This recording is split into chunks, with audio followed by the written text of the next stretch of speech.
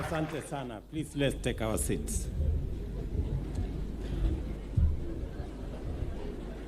Mr. Deputy President, Prime Cabinet Secretary, the speakers of the two houses, our speaker this morning, former Prime Minister of Ethiopia, and we thank you very much. Guests from different parts of the world, from East Africa, our friends from Uganda, our friends from Tanzania, our friends from the United States, United Kingdom, and all the other countries that are here, fellow Kenyans, hamjambo. God is good, and all the time. Bwana Yesu asifiwe. It is true that I have been summoned by the men conference. And I will go and answer. But let me say this, that I am truly delighted to join you at this opportune event as we rally the people of Kenya to unite in prayer and supplication before God. Our nation is founded on the recognition of the Almighty God of all creation, and it is in our Constitution, and sustained by the devotion to God and hope in His deliverance. Our faith as a people is intentional and indelibly inscribed in the fundamental instruments of our nationhood. If you read our first chapter of our Constitution, that's what it says. At this annual gathering, we are reminded of the basic fact that without prayer and the acknowledgement of God, our Creator, we are utterly without any hope. Proverbs 29:18 reminds us that without vision, the people perish. Pastor Mitri Rahel from Palestine says, hope does not wait for vision to appear.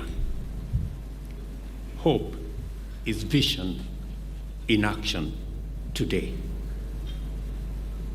And I think our speaker has gone to lengths to explain to us and to speak to us about it. Therefore, the vision the vision that keeps a nation together as it marches forward is the fruit of hope, a hope that is anchored on the unrelenting faith in God. We are told in Hebrews 11 that faith is being sure of what we hope for and certain of things that we do not see.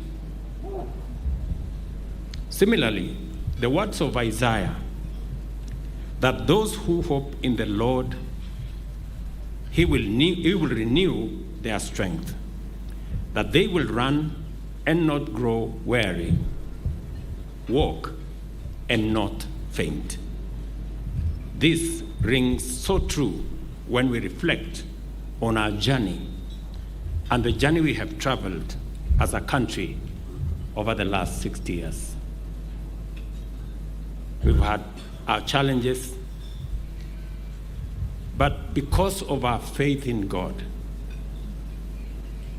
and because we have believed, today we stand tall as a nation in our region and as a nation in our continent.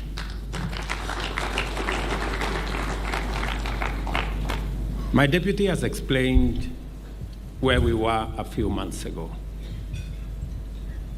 We had a big drought that decimated close to 2.5 million heads of livestock. For the first time, we were tracking water for wildlife. We went to Nyayo Stadium and prayed. And God gave us rains. Today, we have enough food in Kenya. It is amazing what God can do. Sometimes we may want to believe that maybe we did something. And maybe surely we did. Maybe we made fertilizer available. Maybe we made seeds available. Maybe we supported farmers. But that would have come to nothing if God had not given us rain.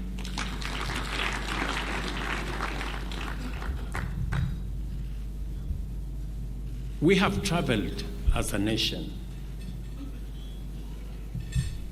and I'm very proud today that the Kenya that many people thought and believed that we were going to have a debt default, today we are in a different trajectory. And it is because we trust in God. Hope has always been the light that has shone brightest in our darkest of times, a beacon that has always guided us through the storms of life and the challenges of a nation. Every time we have been tested as a nation, we may have at times wobbled or even tripled, but we did not fall. We have always emerged stronger and more united. When our forefathers and mothers rose against our colonial masters and fought for independence of our great country, it was in the hope that their resistance would yield a better tomorrow, a tomorrow where their children would walk free from the debilitating bondage of poverty, discrimination, disease, and ignorance, as we were told by our forefathers. Without a doubt, we have covered significant ground in tackling the challenges that continue to face our country. But there is also no doubt that we still have a long road ahead to travel. At this prayer breakfast last year, I reminded you of the need to be thankful and to pray for our nation, given how far we had come and the numerous challenges we had to contend with. A few weeks ago, as you all know, we went through another storm of floods, and we lost 200 people in Kenya. We have also had to relocate already 27,000 people from riparian reserves. We have spent close to 300 million shillings to make sure that these people who have been relocated have alternative places to stay. We still have another 13,000 that we are processing so that we can relocate them. And because we have been told that there will be above normal rains in Kenya for the next 7 years,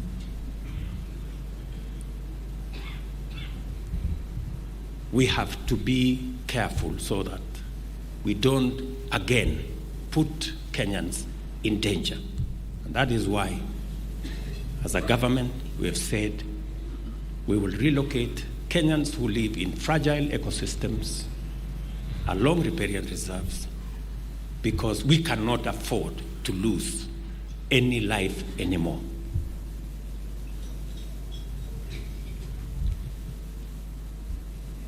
Let me also say, we are still contending with a burgeoning national debt and recovering our economy. It is true that all of us who have the privilege to be leaders in Kenya, majority of the people in this prayer breakfast, from MCAs to members of parliament to governors, senators, ministers who are here, principal secretaries who are here, my deputy and myself, we are privileged to be leaders in Kenya at this time. And it is true that we understand, all of us, what the challenges are and what we need to do. I ask all of us to have the courage to do the right thing, however difficult it is. It is the only way we can pull our country and take our country into the future.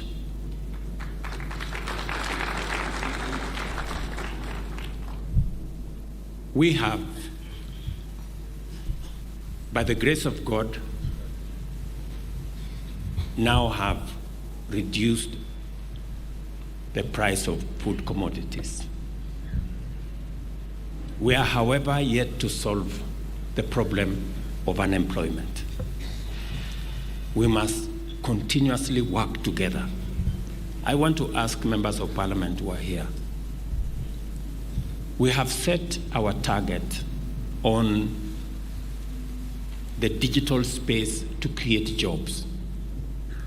I was in Ruto, in Simon Kingara's constituency, when we launched an ICT hub there that is hiring 5,000 Kenyans. I was very proud to see them at work. Every member of parliament seated here, and those who are not here, have an opportunity to replicate that in every constituency in Kenya.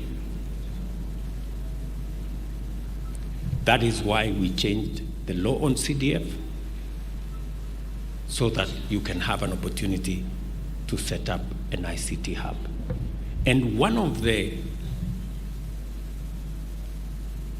big announcements that was made in my trip in America is an investment by Microsoft, an American company, G42, a UAE company, EcoCloud of Kenya, and the government of Kenya,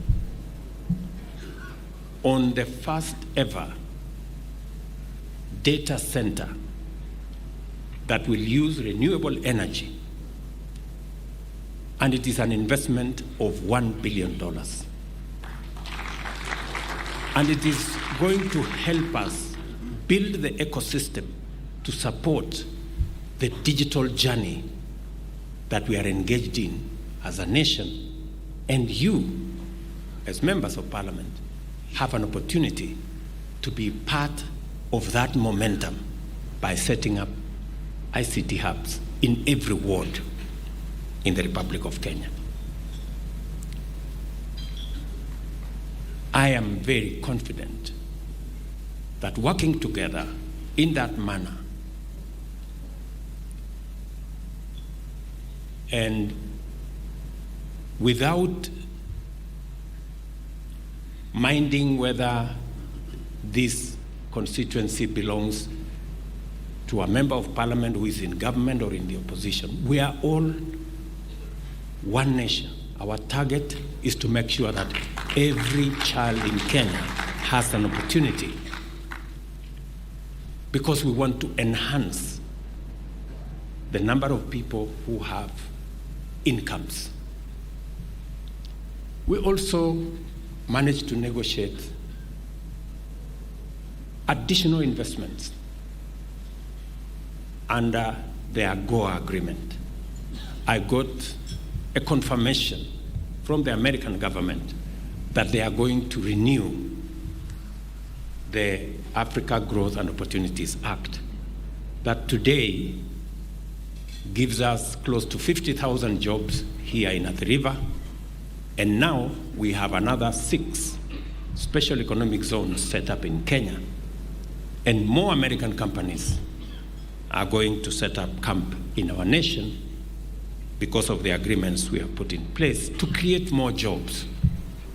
We must continuously deliberately, intentionally find opportunities for employment for the people of Kenya, the young people of Kenya. I also had occasion to meet many Kenyans in diaspora. In fact, it was a very interesting meeting in Atlanta. There was close to 1,500 Kenyans in one meeting. And it was amazing to see a meeting as big as this one in Atlanta of Kenyans. And it is because I also believe we have opportunity for creating more opportunities for employment for Kenyans in the diaspora. And that is why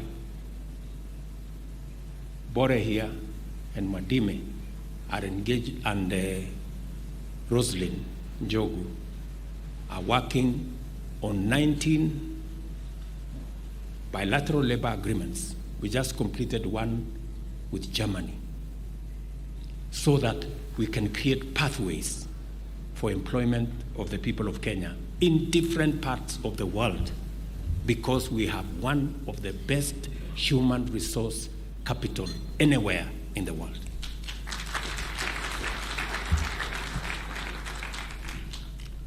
Therefore, despite all the challenges, I believe strongly that every generation is called upon to rise up and tackle the challenges of their time. We must rise up as the leaders of today to deal with the challenges that affect our nation. I believe that this is exactly why we were elected to office about 2 years ago, with hope, patriotism, love for country, and love for one another, working hard with determination and prayer. I believe that we are up to the task of confronting some of our most urgent challenges.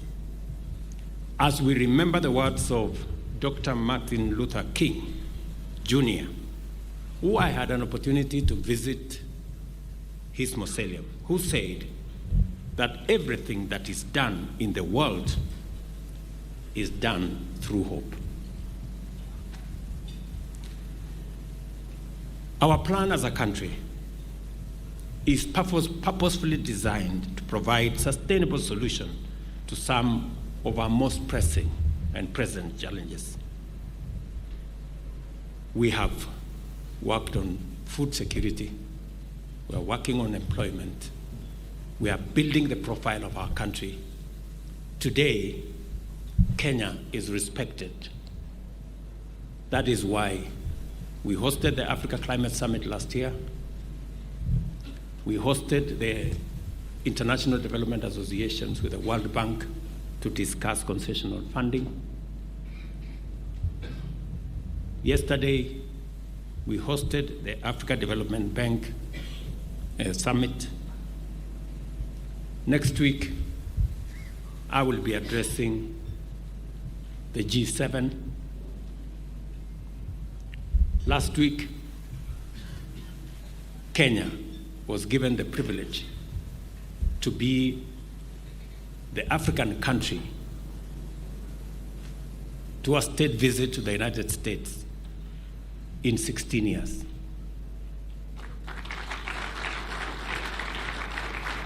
It speaks volumes of the favor of God upon our nation.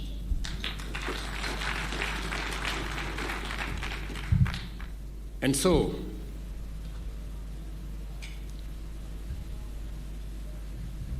I have sometimes spoken to you as fellow citizens of Kenya that we may not agree on how to take Kenya forward, but we all agree that we have a common purpose and cause to take our country to the next level. All of us. And that is what matters, that we all agree that we must move Kenya to the next level. I said yesterday at the ADB conference, because many of you saw me pushing in the United States the agenda of Kenya. But half the time I spend pushing the agenda of the continent. And I said yesterday that there is no prosperous Kenya without a thriving Africa. And I want to repeat here today that there will be no prosperous county without a thriving Kenya. All of us, our destiny is intertwined. We must carry every village. We must carry every constituency. We must carry every county to make Kenya truly great. And that is why I speak to you leaders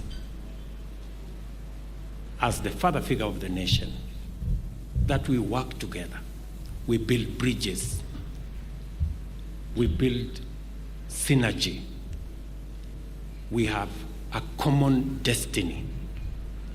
There will be no success of one county as against another. We must pull together and succeed together as a nation. I want to repeat the words in Kiswahili of Matthew 5:9. Neno la Mungu linasema, heri wapatanishi, those who unite people, those who bring people together, those who make peace. Those qualify to be the children of God.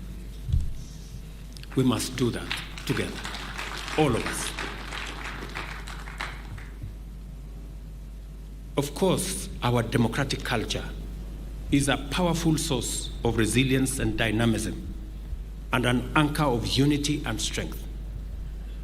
Regardless of our intense or even how intense our political contests get, and despite the heat of our debate, we must never forget what a great country God has given to us, and the opportunity we have together to build a strong, secure, peaceful, united, and prosperous nation. It must always inform what we do. We are called upon to be optimistic about our country because we have every reason to be. We see hope in the beauty of our land, in the richness of our diversity, and the diversity of our culture, and the immense potential of the Kenyan people. We hear hopes of stories of ordinary Kenyans who have done extraordinary things and overcome extraordinary challenges, who have risen above adversity and went on to make positive impact in their communities, in their localities, and in our nation. We build hope by working together towards common goals of prosperity for all of us, by supporting one another and by contributing to the common good. We strengthen hope by promoting peace, justice, and reconciliation. And we perfect hope by investing in education, healthcare, and infrastructure. We can nurture hope by protecting our environment, alleviating the effects of climate change, and preserving our rich national resources. In conclusion, let us embrace one another as a nation united by hope, laboring collectively in hope, and working together towards hope. Let us build a Kenya of opportunity for everyone, a land of prosperity where everyone can live and thrive in dignity, and where our hopes and dreams meet fulfillment through work and faith. You all know what our national anthem says. And because we are going through a budget process, and because we have stabilized our economy, we're going to now focus on how to create jobs, making sure that the road network that has been beaten by the floods, many roads that had stalled, that we're going to put more resources in making sure that we repair and we rebuild and we complete the roads that are awaiting. I was very surprised and pleasantly surprised, let me put it, when I called heads of parastatals, chairmen and CEOs, and I explained to them the situation where we are. And I told them, look, each and every one of you need to go back and reduce your budgets, especially the budgets of recurrent expenditure, by 30%. I was pleasantly surprised that each and every parastatal was willing to contribute to making sure that we live within our means. And each one of them went back and they have submitted their reports and they have actually reduced their recurrent budgets by 30%.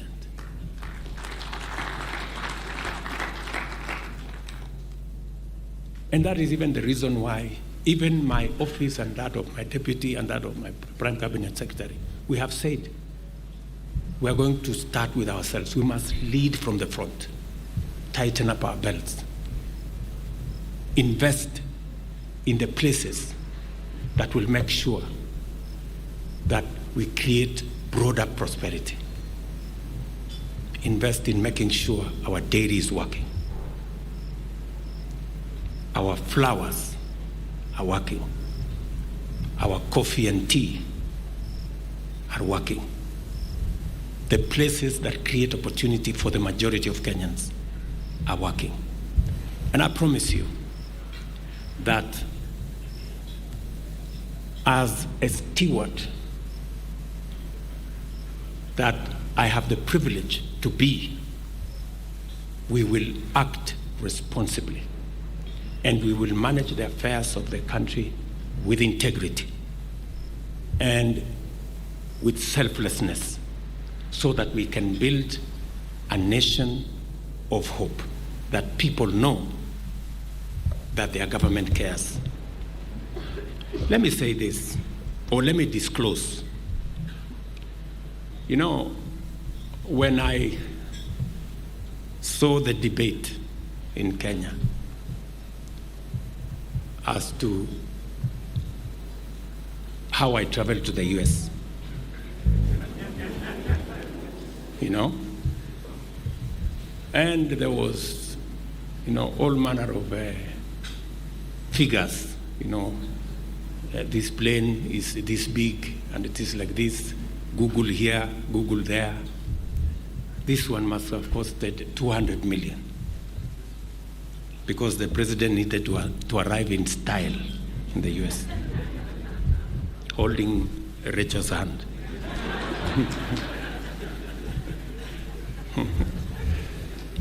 You know, I am a very responsible steward.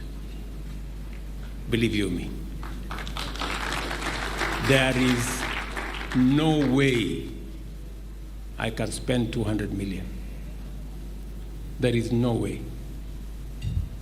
In fact, let me disclose here that it costed the Republic of Kenya less than 10 million. Because, let me tell you, I am not a madman. When I was told the cheapest plane was 70 million, I told my office, go book Kenya Airways. Yeah. So when some friends of mine heard that I was going to travel Kenya Airways, and we have built a big reputation as a country. We have built friends. Some friends told me, how much do you want to pay? I said, I'm not ready to pay more than 20 million. They said, bring 10 million, we will give you the plane.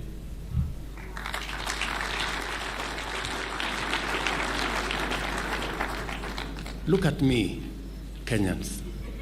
Look at me again. I must lead from the front. As I tell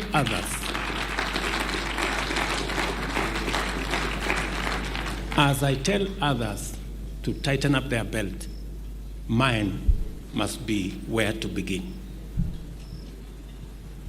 So relax, you know, and the debate must end because I am that responsible. And it is going to be that way. We're going to make sure that we tighten up our belts, we live within our means. In fact, my plan is that in 3 years, we must have a balanced budget. We cannot continue to have a budget that has a deficit, that before you begin, you have to borrow. I have told every person, including the leadership of Treasury, Professor Ndungu, Kipto, and all the others, that that's where we are going. And I'm very proud of the support I get from my economic team, led by Professor Ndi and all the other people there. They're doing a good job. And in conclusion, I said, in our national anthem, we pray that we shall flourish in a land of plenty. That is the Kenya we all want, and that is the Kenya we all aspire for. I want to thank you very much for coming for this prayer breakfast. You are the best country that I know. And if I had another chance to be born, I would want to be born Kenyan. God bless you all. God bless our great country. Thank you very much.